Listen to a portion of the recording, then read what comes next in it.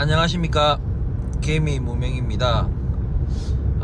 오늘은 원래는 이제 방송 날짜가 아니죠. 아닌데 제가 좀 또 개인적인 일이 있어서 또 지금 경산에 올라가고 있어요. 제가 좀 만날 사람이 있어서 경산에 올라가고 있는데, 그렇게 볼일을 보다 보면 내일 좀 영상을 내일 촬영해서 뭔가 올리기는 힘들 것 같아서 어차피 내일도 오늘 제가 지금 얘기할 내용을 얘기할 거기 때문에 굳이 내일까지 기다렸다가 녹화해서 또 업로딩 할 필요가 없을 것 같아서 오늘 제가 지금 대구 경산 이쪽으로 올라가는 중에 제가 이렇게 촬영을 하게 됐습니다. 아무튼 오늘은 원래 핫이슈 바로 미국 연준 의사록 내용에서 깜짝 놀랄만한 내용들이 있었죠. 그래서 그에 대한 얘기를 해보려고 합니다. 시청하시기 전에 구독과 좋아요 부탁드리겠습니다. 자, 이제 미국 연준 의사록이 공개가 됐는데 거기에 금리 인상이라는 말이 나와버렸어요. 물론 여전히 금리 인하 쪽에 무게가 실리고, 다만 이것이 굉장히 금리 인하하기까지는 굉장히 오래 걸릴 것이다 라는 것이 그 의사록에 그 내용들이 담겨 있었고, 어쨌든 일부 어떤 연준 의사의 어떤 발언이긴 하지만 그러니까 다소는 아니죠. 필요시에는, 그러니까 인플레이션이 둔화되는데 필요하다면 추가 금리 인상도 가능하다라는 더 강력한 조치를 하겠다는 그런 내용이 들어가 있어요. 이게 뭐가 중요하냐, 어차피 소수 의견 아니냐라고 생각하실 수도 있는데, 이것은 제가 누누이 제가 방송 때마다 말씀드렸지만, 이 금리 인하는커녕 금리 인상도 할 수도 있다라는 얘기 했어요. 그리고 저는 계속해서 작년부터 금리 인하 없다, 올해도 2023년에도 없고 2024년에도 제가 없다 했다. 전문가들, 경제 전문가들이면 저보다도 훨씬 더 많이 알고 많이 배우고 경험도 많은 분들인데, 대다수가 이제 금리 인하를 3번 할 거다, 2번 할 거다, 이거를 계속 작년부터 얘기해 왔어요. 근데 제가 2023년도는 2022년도에 예측을 했겠죠. 2022년도에 경제 전문가는 23년도에 금리 인하할 수도 있다, 뭐 이런 식으로 얘기했는데, 2023년도 제가 금리 인하 없다고, 근데 역시나 없었고, 2024년도에도 이때는 금리 인하 있을 수도 있다, 이게 아니라 금리 인하를 3번 할 수도 있다, 2번 할 수도 있다, 뭐 이런 얘기였어요. 그런데 저는 뭐다? 금리 인하 없다, 뭐 3번 2번이냐, 오히려 금리 인상까지도 우리가 걱정을 해야 되는 수준이다, 이렇게 얘기했는데, 이것이 그냥 일부 미연준 내가 아닌 그냥 미국의 어떤 소수의 어떤 경제 전문가들이 한 명, 2명, 그것도 최근 들어서 이제 금리 인상의 가능성을 얘기를 했어요. 근데 이것이 미국 연준 내에서 이 말이 나온 거예요. 그러니까 이것이, 여러분들 이게 중요합니다. 이게 한번 딱 언급이 되면은 다른 이제 연준 의사들도 그 주장에 대해서, 이 사람이 왜 이런 주장을 펼치는가에 대한 한번 들여다본다는 얘기입니다. 자기는 생각이 거기까지 미치지 못했는데 이 이사의 의견은 이런데, 그럼 근거는 뭐지 하고 그 근거를 들여다보고, 그걸 들여다보고 실제 지표를 보니까 정말 그런 일이 생길 수도 있겠다, 금리 인상을 해야 되는 상황이 발생할 수도 있겠다라는 그런 위기의식을 더 가질 수 있다는 얘기겠죠. 그래서 이게 실제로 미국 연준 내에서 이것이 언급이 되냐 안 되냐는 굉장히 큽니다. 그래서 그게 한 번 언급된 거 가지고 너무 네가 맞췄니 하면서 뭔가 호들갑 떠는 거 아니냐라고 또 생각하실 수 있겠지만, 이거 정말 큽니다. 이래가지고 이제 제가 계속해서 영상에서 방송에서도 말씀드리지만 미국 경기가 너무 좋아요. 너무 좋습니다. 일자리도 너무 많고 임금 막 이 물가를 어떤 뭐 뛰어넘을 정도는 아니지만 워낙 물가가 많이 올랐기 때문에 그거를 뛰어넘을 정도의 임금 상승은 아니지만 그거를 진짜 감내할 수 있을 만큼 이 인플레이션을 감당할 수 있을 만큼 금리 인상이 굉장히 많이 이루어졌어요. 미국 같은 경우에는 다른 나라들은 아니지만 미국은 진짜 많이 올랐습니다. 임금이. 그러니까 제가 말씀드렸잖아요. 임금이 많이 올랐기 때문에 이 정도의 긴축 뭐 기준금리 5.25에서 5.5% 그리고 현재 어떤 인플레이션 수준 물가 수준을 이걸 버텨내는 거예요. 감당을 하고 있는 겁니다.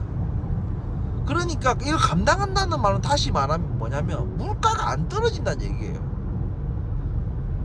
사람들이 안 사고 안 사니까 물건 뭐 어떤 파는 물건을 팔거나 서비스를 제공하는 어떤 뭐 자영업자들이나 기업이나 이런 데가 파산을 하고 문을 닫고 투자를 축소하고 뭐 당연히 그런 거 근근히 유지하는 것도 뭐 자재나 재료나 이런 것들을 적게 주문하는 거예요. 그러면 자연스럽게 또 재료비나 이런 것들도 가격이 떨어지게 돼요. 수요가 사라진다는 얘기입니다. 그런데 수요가 이렇게 탄탄하게 이렇게 받쳐주는 거예요.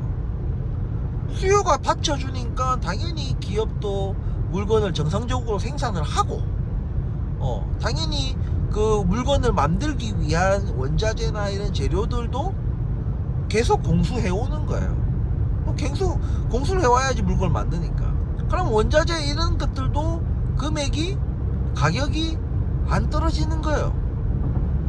그런데 여기에 다른 요인들이 있잖아요. 우리가 이제 뭔가 새로운 산업, 새로운 세대로 넘어가는 이 AI 뭐 이런 것들, 전기차 뭐 이런 것들을 어떤 서로 강대국들끼리 서로의 어떤 선점하기, 그 시장을 먼저 선점하고 좋은 위치에 있기 위해서 왜 그 산업을 뭔가 때려잡는 국가가 다음 어떤 다음 세대의 어떤 산업에서 그걸 때려잡는 국가가 미래를 또 좌지우지할 수 있는 힘을 또 가질 수 있다는 얘기겠죠. 그렇기 때문에 지금 이런 것들과 미국 내에서의 어떤 이런 소비가 위축되지 않는 이런 모습들이 겹치면서 원자재 가격이 자꾸 꿈틀꿈틀 하는 거예요. 뭐 석유부터 해가지고 이런 것들이 아직까지 여전히 받쳐주는 겁니다. 그러면은 이것이 인플레이션이 어느 정도 지금은 사람들이 긴가민가 이라고 있지만 어느 순간 야 이거 간다, 이거 인플레이션 이 물가 안 떨어진다 이런 딱 생각이 들면은 금리를 올리기 시작합니다. 금리 올리면 어떻게 되겠어요? 진짜 방심하다가 완전 두들 맞는 거예요. 여러분들 이거 맞을 거 준비하고 맞는 거랑 전혀 생각지도 무방비 상태에서 때려 맞는 거랑은 이건 차원이 다른 겁니다. 그래서 이런 거에 대한 우리가 생각해야 된다. 그 전까지는 당연히 경기가 좋겠죠. 예, 당연히 두드려 맞기 전까지는 경기가 좋을 수밖에 없다. 뭐 좋다까지는 아니지만 그래도 어느 정도는 괜찮다, 나쁘지 않다, 아니면 중간 이상 이런 수준의 경기 수준을 보여줄 거란 얘기입니다. 그런 것들은 고스란히 주가에도 반영이 되겠죠. 주식이나 뭐 이런 거에도 반영이 됩니다. 근데 이건 어디까지나 미국 얘기예요. 근데 우리나라는 미국이 아니잖아요. 거기에 우리나라는 지금 금리가 미국보다 낮아요. 0.25도 아니고 0.5도 아니고 1%도 아니고 1.5%도 아니고 2%나 낮습니다. 2%나. 예? 엄청난 금리 차이를 보여주고 있다. 그럼 여기서 우리나라의 진짜 엄청난 그 경제 성장이 뒷받침 해줘야 되는 거예요. 우리나라 뭔가 물건 있잖아요. 수출이 어마무시하게 이게 받쳐줘야지 이게 날아가지 않습니다. 우리나라가. 이거 뭔가 배터리, 그죠? 배터리 여기가 굉장히 지금 우리 뭐 경제가 좀 많이 더 받치고 있는 것 같은데, 근데 이 전기차 시장 자체도 좀 수요가 이게 일시적이지 얼마나 오래 갈지는 모르겠지만, 이것이 수요가 줄어들면 배터리 수요도 자연스럽게 줄어들고, 그나마 팔리는 것들조차도 마진율이나 뭐 이런 영업이익률에서 굉장히 좋지 않겠죠. 예. 이런 것들이 드러나게 되면은 과연 우리나라가, 미국은 계속 잘 나가는데 우리나라 버텨낼 수 있을 것인가? 금리를 안 올린다면, 그럼 우리나라의 어떤 원화 가치, 우리나라 화폐 가치가 현재 수준으로 계속 유지할 수 있을 것인가라는 그 의구심을 우리가 가져야 된다는 얘기입니다. 그래서 지금은 여러분들이 뭐 지금 뭐 주택을 얼마나 가지고 있고, 뭐 현금은 얼마나 가지고 있고, 또 요즘에 금 많이 올랐죠. 금 얼마나 가지고 있고, 달러 얼마나 가지고 있고, 이게 굉장히 중요하다. 우리가 지금 자산 배분, 근데 우리나라의 이 부동산 깔고 앉아 있다가는 진짜 큰일 난다 얘기입니다. 이미 시장에서도 그렇고 여러분들도 그렇고 알고 있어. 이제 안 오른다 이거야. 영원히 안 오르진 않겠지만 적어도 5년 이상은 사실상 부동산에서 뭔가 재미를 보기는 이건 아니라는 걸, 이제는 그런 의식들이 이제 사회 전반에 점점 팽배해지고 있는데, 그래도 뭔가 그런 게 있잖아요. 내가 어떤 손실을 본 거에 대해서 확정 짓는 것에 대한 이 부담감이 있는 거예요. 그렇다 보니까 뭔가 좀 하겠지, 뭐 정부가 뭐 좀 하겠지, 뭐 이런 걸 자꾸 기대하고 있는 거예요. 뭔가.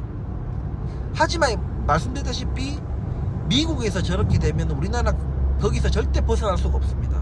미국에서 저러고 있으면은 우리나라에서는 만약에 미국에서 어떤 그 상황을 보고 우리나라에서 뭔가 그 해야 되는 일을 안 하고 반대되게 한다. 만약에 반대되게,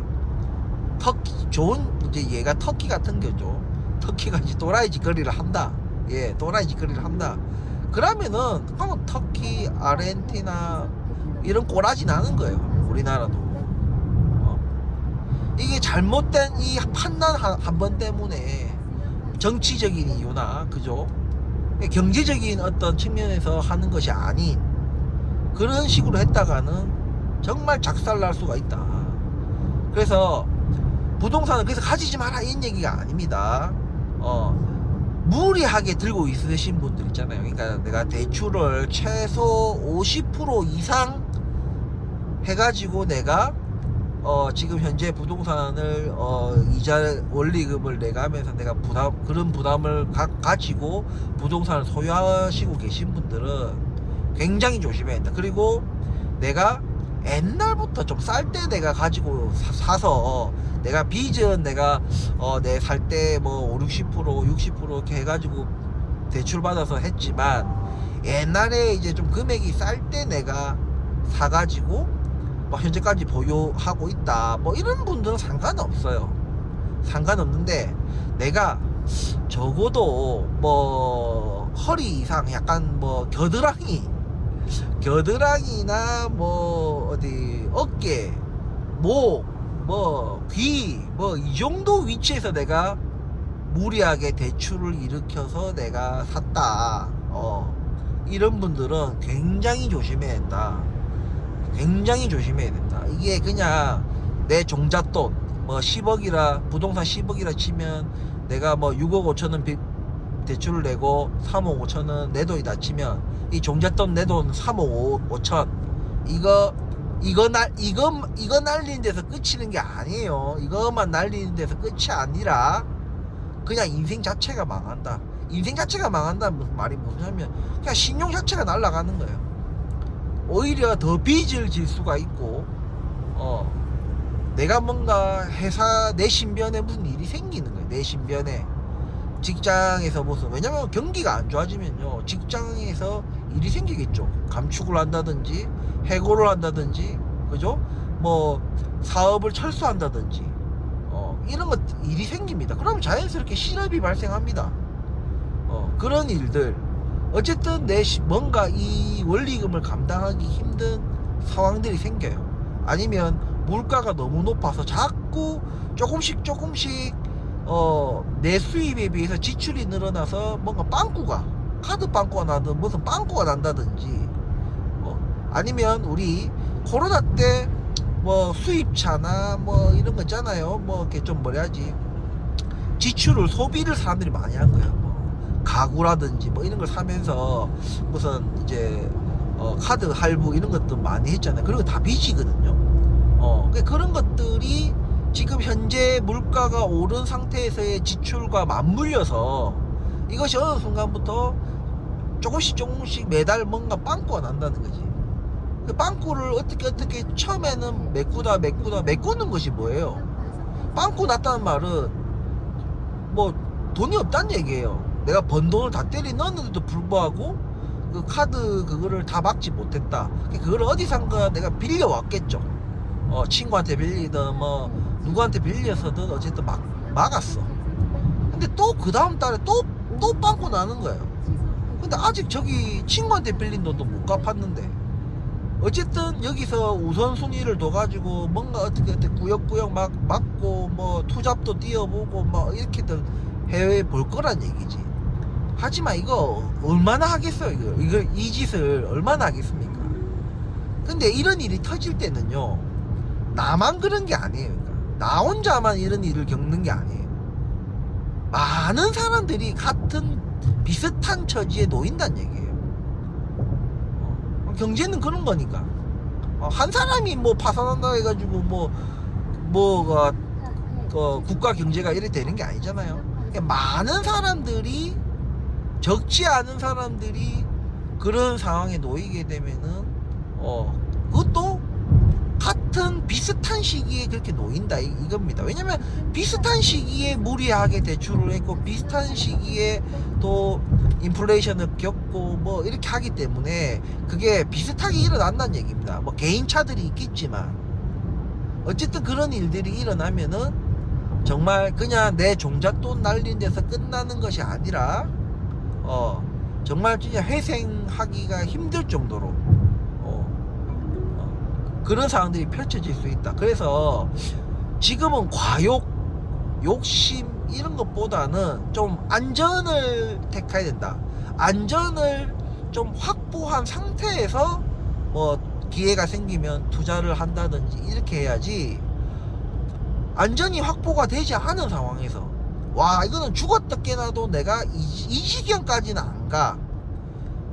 그렇게 절대 그 안전을 확보하는 데 있어 가지고도 가능성이 있으면 안 돼요.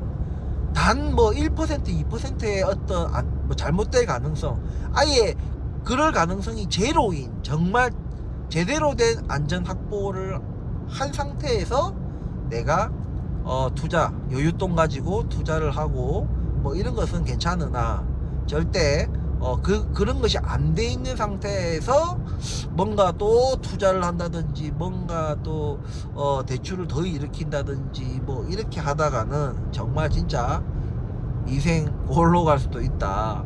절대 지금 이제 미국의 어떤 시장 상황을 절대 우리 한국과 똑같이 생각하시면 안 됩니다. 미국이 참 어찌 보면 나쁜 것 같아요. 어찌 보면 참 뭐 진짜 강자 독식이에요. 진짜 얘네들이 진짜 엄청난 최강국이기 때문에 뭐 어쩔 수가 없어요. 쟤네들이 저 한다고 해가지고 정말 그런 것들을 야 너희들 이기적이네 뭐 이렇게 할 수가 없는 겁니다. 굉장히 특별한 나라예요 미국은. 그래서 한국이 굉장히 조심해야 된다. 미국이 우리는 괜찮아 하면서 먼 짓거리를 하면 우리는 죽는 거예요 진짜. 미국이 우리는 괜찮아 하면서 자기는 버틸 만한 어떤 딱 정책을 펼치면 다른 나라 좀 취약한 나라들은 그냥 골로 가는 거예요. 그러니까 이런 것들을 우리가 좀 감안하면서 조금 투자, 부동산에 투자 본인이, 왜냐면 부동산도 뭐 다 뭐 가격이 다 똑같고 이런 건 아니잖아요. 또 어떤 사람들 좋은 또 물건이나 이런 것들이 또 기회가 생길 수 있는 거니까. 하지만 그런 기회조차도 아무리 싸도 내가 내 손에 이득을 쥐기 전까지는요, 이익을 실현하기 전까지는요, 뭐가 됐든 간에 내가 버텨야 된다는 얘기입니다. 그러니까 내가 5억에 샀는데 내가 이게 10억이 됐어. 근데 이랬든 저랬든 뭔가 팔리지 않고 10억이 안 팔리는 거야. 10억에 팔리지 않고, 어쨌든 내가 지금 힘들어서 도저히 못 버티겠다 해서 내가 10억에 내놨는데 10억이 안 팔려. 9억 5천에도 안 팔려. 근데 내가 그렇게 안 팔리고 하는 그 시간 동안에 나는 안 그래도 힘들어서 이거를 내놨는데 더 힘든 거야. 막 한 달 한 달이 고통인 거예요. 힘들기 때문에 내놨기 때문에. 이 사람들은 뭐 1년 2년이 아니에요. 뭐 그런 식으로 하다 보면은 여러 가지로 진짜 의도치 않는 상황들, 번 거 같으면서도 손해를, 앞에서는 남고 뒤에는 미치고 막 이런 상황들이 펼쳐질 수 있는 겁니다. 그래서 지금은 그 적극적인 어떤 투자, 그런 거 뭘 하든지 간에 그런 것보다는 안전을 확보하는 것이 좋다. 안전을 확보한 상태에서 투자를 하자. 미국을 절대 우리 무슨 우방국이나 뭐 이런 애들의 어떤 경제 상황을 고려해서 정책을 펼치지 않는다. 철저하게 자기들만 생각하기 때문에 절대 방심하면 안 된다. 그걸 분명히 아셔야 돼요. 진짜 저렇게 금리 인하 할까 말까, 금리 인하 할까 말까. 우리 쌀보리 아시죠? 우리 구독자분들 쌀보리 게임 아시죠? 예? 우리 쌀 보리 하면서 이렇게, 예? 주먹을 잡아내는 그런 거잖아요. 진짜 마치 이런 것처럼 미국이 진짜 보리 하다가 쌀 이럴 수도 있는 거고, 쌀 하다가 보리 할 수도 있는 거예요. 그러니까 알 수가 없습니다. 하지만 분명한 것은 많은 어떤 데이터와 그런 시장 여건, 우리가 그 결정이 어떻게 할지는 모르겠지만 그 결정에 영향을 미치는 그런 변수들, 지표들, 이런 것들을, 시장 상황, 이런 것들을 면밀히 분석하면 충분히 우리가 대처는 할 수 있는 거, 미리 준비하고 대응할 수 있는 겁니다. 그렇기 때문에 제가 늘 뭐 주식 카테고리 얘기할 때도 그렇고 뭘 할 때도 그렇고, 그냥 짧은 시간에 도박처럼 뭔가 잭팟이 터지고 1억 천금을, 이런 걸 생각하시면 안 됩니다. 그런 분들은 무조건 패가망신하게 돼 있다. 자, 오늘은 제가 미국 연준 의사록에서 나온 금리 인상 언급에 대한 얘기를 이제 여러 가지 경제 상황과 맞불려서 말씀을 드렸습니다.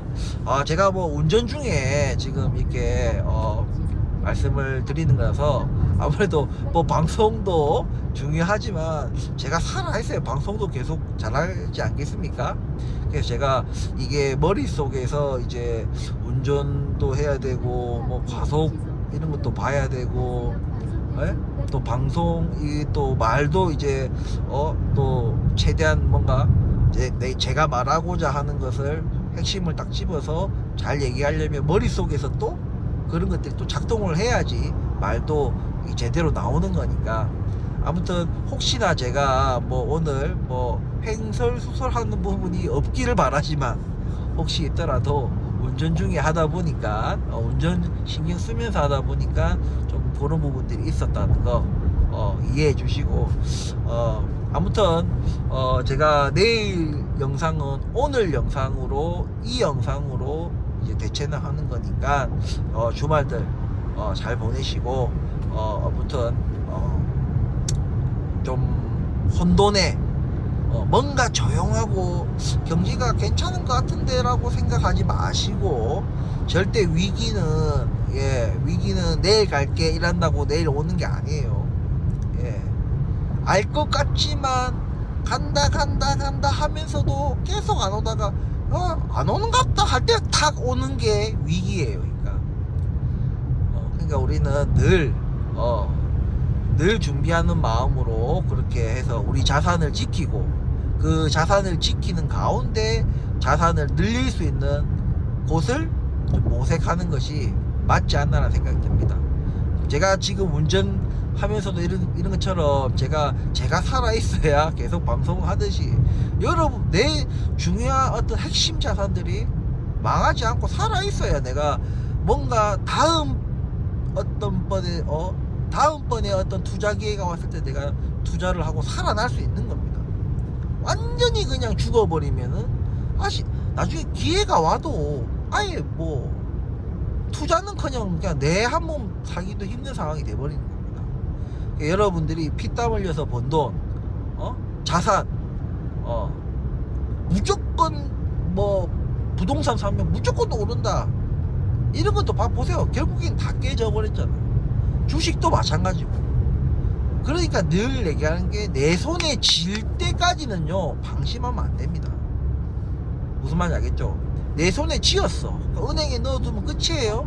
아닙니다. 은행도 만약에 망했다 그러면 내 돈도 날아가는 거야. 은행에 넣어둔 내 돈도 날아가는 거예요. 그러니까 항상 있잖아요. 뭐 은행은 절대 안 망할 거다.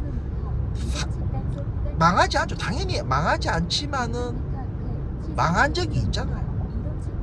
예, 흔하게 뭐 매년 망하고 이렇게 무슨 동네 무슨 카페 망하듯이 망하는 것은 그런 곳은 아니지만 그래도 절대 그런 거 안심하면 안 되고 자산을 어디 한 군데다가 놔둔다든지 그렇게 하시면 안 된다. 여러 군데 분산하고 최대한 무슨 일이 일어났을 때 내 자산을 보호받을 수 있는 그렇게끔 하셔야 된다. 오늘 이런 말씀을 다시 한번 말씀드리고 금리 인상 확률은 낮지만 절대 우리가 간과해서는 안 되는 부분입니다. 그 부분을 우리가 늘 명심하고 우리가 주식 투자든 부동산 투자든 해야 되겠다고 제가 다시 한번 강조를 드리면서 오늘 영상 마치도록 하겠습니다. 다음 주에 주식 카테고리 월요일에 방송으로 찾아뵙도록 하겠습니다. 긴 영상 끝까지 시청해 주셔서 감사합니다. 저는 운전 조심히 해서 지인 잘 만나고 내일 다시 부산으로 내려올 겁니다. 내일 아무튼 뭐 이거는 이제 오늘 방송은 끝났고 그냥 제가 여담으로 말씀드리는 거예요. 아무튼 저 경산이라는 곳을 제가 태어나서 2번 가보는데 뭐 어떤 곳인지는 잘 모르겠어요. 사실 어떤 곳인지는 잘 모르겠고 뭐 일단 대도시는 아니니까 경산시죠. 경산시니까 그래도 경산시면은 그래도 좀 약간 소도시 정도는 될 거라고 상상을 하고 있습니다. 그래서 그쪽으로 이제 발령을 받은 이제 가까운 지인이 이제 서로 이렇게 조금 떨어져 있다 보니까 자주 못 보다 보니까 제가 여러분도 알다시피 제가 은퇴를 했고 시간도 썩어 놀다 보니까 제가 올라가는 겁니다. 그분은 또 직장인이고 일을 해야 되니까 그죠? 일을 해야 되니까 그분의 부담을 덜어드리기 위해서 제가 직접 올라가고 있는 겁니다. 경산에 뭐 맛집 같은 게 있겠죠? 예, 맛집 같은 거 뭐 근데 좋은 사람이랑 뭐 술을 마시든 뭐 음식을 먹든 좋은 사람이랑 먹으면 다 맛있습니다. 예. 오늘 이제 어디서 잘지 참 그게 참 문제긴 한데 막 그런데 좀 너무 그냥 우리 모텔 같은데 제가 안 간지 너무 오래돼서 기억도 안 나요. 진짜 뭐 20대 때 가본 것 같아요. 20대 때 모텔 이런 데 가보고 지금 이 나이 먹도록 한 번도 모텔이란 데를 이제는 안 가봐가지고 겉으로 지나가면서 볼 때는 요즘 모텔들이 참 좋던데 모텔 요즘에 또 모텔처럼 생긴 모텔 같은데 호텔이라고 또 막 적어놨더라고요. 그래서 어디서 자야 될지가 조금 그 지인 집에서 자면 안 되냐? 안 돼. 그 이제 사택이고 사택 그 룰이 그 외부 사람을 데리고 들어오면 안 된답니다.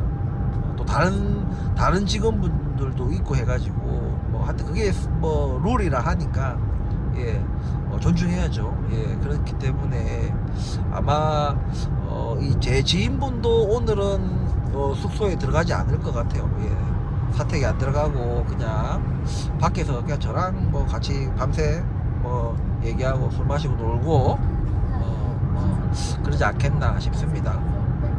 아무튼 뭐 별 재미없는 얘기니까 아무튼 저는 이렇게 하고 내일 무사히 부산으로 귀환하도록 하겠습니다. 오늘 영상 이쯤에서 마치도록 하겠습니다. 감사합니다. 월요일날 뵙겠습니다.